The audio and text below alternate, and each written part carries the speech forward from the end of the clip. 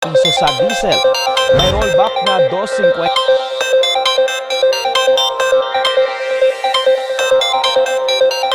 Napaigtingin. Defense Secretary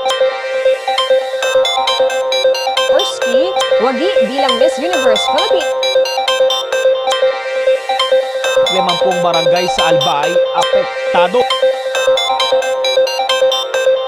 Level ang Angat Dam sa pagtatapos ng pagdaan sa bagong kalsada, kaya papatawan na ng truck. Inibok ni Dizon ang mga motorista na sumunod.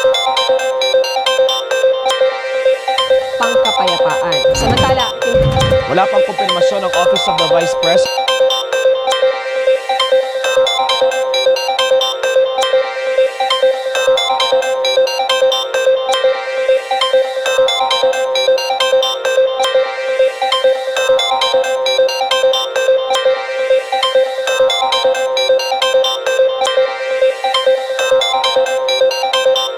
Mahigit 3,000 pesos ang electric bill for issue ang nilusan sa Pasig City. Unlike defiant but peaceful act.